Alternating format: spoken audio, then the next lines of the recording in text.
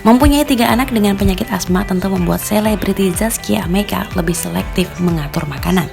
Ini karena penyebab asma dari ketiga anaknya berbeda-beda.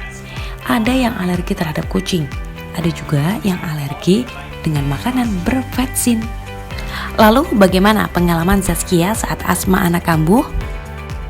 Kalau anak kena asma itu udah otomatis aku pun langsung ikut sesak napas. Ini ya kalau cerita soal asma anak, kadang-kadang karena kebawa emosi, inget banget situasi seperti itu tuh ikut jadi sesak banget. Yang paling penting ketika ada orang asma dekat kita terkena serangan, kitanya harus tenang dulu. Itu hal yang paling penting. Ketika kita tenang, kita bisa berpikir dengan jernih. Kira-kira situasi apa yang harus kita kasih pertolongan terdekat. Dan yang kedua, aku juga berharap pemerintah bisa memberikan fasilitas terbaik untuk masyarakat untuk menanggulangi asma. Kayak tadi, puskesmas, ternyata di Indonesia tidak semua puskesmas punya nebulizer. Padahal nebu itu alat uap, itu pertolongan pertama ketika orang terkena asma. Selain nebulizer, dokter juga menyarankan agar pasien bisa menyediakan reliever atau inhaler pelega. Biasanya kalau memang kita punya keluarga yang asma, itu ada 2 yang harus dia punya.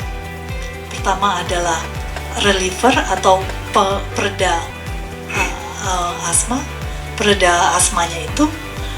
Kemudian yang kedua pengontrolnya. Gitu. Jadi ada 2 itu yang harusnya punya. Nah, beberapa orang bahkan diajarkan dari kecil udah diajarkan itu kalau untuk reliever. Kalau dia mulai sesak, dia harus pakai. Di Indonesia, 4,5% populasinya menderita penyakit asma.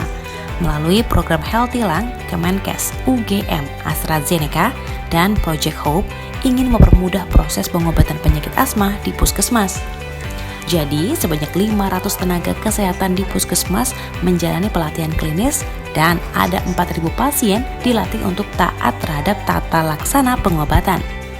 Program ini diuji pada 71 puskesmas di 3 kota, yakni Bandung, Bantul, dan Goa. Hasilnya, adanya pengurangan hingga 5% dari pasien dengan asma yang dirujuk ke rumah sakit.